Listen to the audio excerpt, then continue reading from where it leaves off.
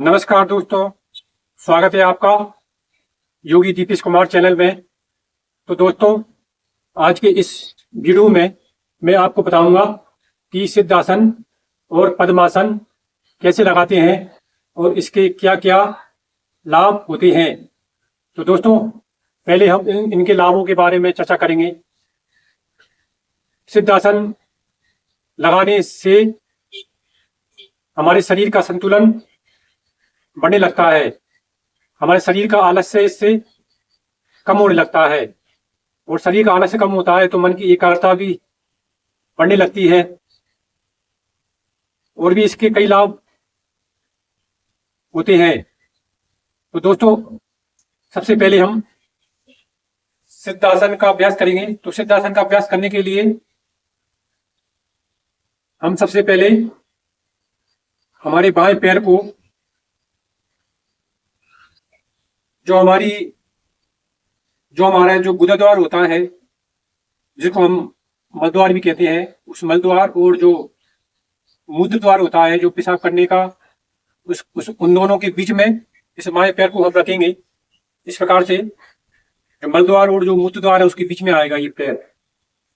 इस प्रकार से इसकी जो पिंडली है इसको, उसके बाद ये जो दायां पैर है उसको हम इसी बाएं पैर की जो पिंडली है उसी के ऊपर ये आएगा। बाएं पैर की जो पिंडली है उसके ऊपर है हमारा मूत्र द्वार, तो ये बाएं पैर की पिंडली और मूत्र द्वार के ऊपर ये पैर आएगा ऐसे। और ये एड़ी है, इसको हम ऐसे इस पिंडली में लगा देंगे और इस प्रकार से इसको लगा लेंगे। और इस आसन को करते समय हमारा ये कमर है, ये कमर सीधी रहेगी, रीढ़ की हड्डी एकदम सीधी रहेगी और जो गर्दन है ये भी एकदम सीधी रहेगी, स्ट्रेट। और इस प्रकार से ध्यान मुद्रा या वायु मुद्रा में हम इसको कर सकते हैं।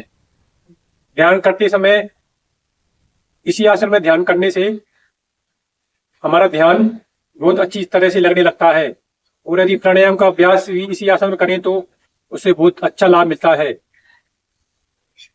तो दोस्तों, ये था सिद्धासन। अब हम करेंगे पद्मासन का अभ्यास। तो पद्मासन के लाभ भी हमें सिद्धासन की तरह ही मिलते हैं। जो लाभ हमको सिद्धासन में होते हैं, जैसे कि शरीर का आलस्य कम होता है, मन की एकाग्रता बढ़ती है और इससे हमारे शरीर में जो सर्दी गर्मी की वो होती है वो भी कम होने लगती है। जो हमें सर्दी गर्मी लगती है वो भी कम लगने लगेगी, भूख प्यास भी हमें कम लगने लगेगी। ये आसनों के लाभ होते हैं। यदि 3 घंटे तक किसी भी आसन को हम लगातार करने लग जाते हैं तो उस आसन को सिद्ध माना जाता है। तो 3 घंटा तो बहुत लंबा समय होता है, तो हम अगर 5-10 मिनट भी इन दोनों आसनों का अभ्यास कर लें तो वो हमारे लिए बहुत होता है। वैसे अभ्यास करें तो हम आधा 1 घंटे या कोई अगर ज्यादा भी करे तो अभ्यास तो कर सकता है, लेकिन 5-10 मिनट भी अभ्यास यदि करें तो अच्छा रहता है। वैसे नॉर्मली भी यदि हम बैठते हैं तो हमको कमर सीधी करके ही बैठना चाहिए। इससे हमारे शरीर में आलस्य, शरीर का जो आलस्य होता है वो कम होने लगता है। यदि हम आलसियों की तरह बैठेंगे कमर नीचे करके तो हमारा शरीर की शक्ति भी इससे नष्ट होती है। हमेशा कोशिश करें कि कमर को सीधे करके बैठे, भले ही साधारण आसन में बैठे लेकिन कमर को सीधी करके बैठने की कोशिश करें। अब हम अभ्यास करेंगे पद्मासन का।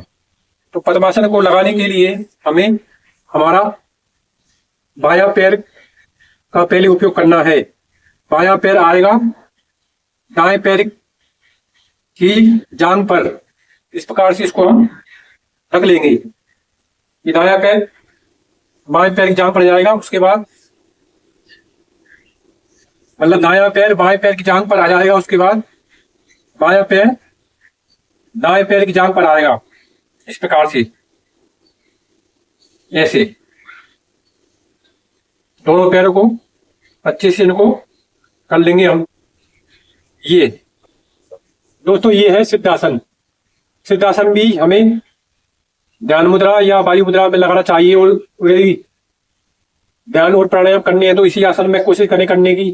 वैसे प्राणायाम तो हम किसी भी अवस्था में कर सकते हैं, खड़े होकर भी कर सकते हैं साधारण आसन में, लेकिन यदि इन दोनों आसनों में से किसी एक आसन में या वज्रासन में या यदि ध्यान किया जाए तो उससे हमें अच्छा लाभ होता है। तो दोस्तों ये हो गया पद्मासन। ये पद्मासन का और सिद्धासन का अभ्यास डेली करें और अपने शरीर और मन को स्वस्थ करें। तो दोस्तों आज के इस वीडियो में बस इतना ही।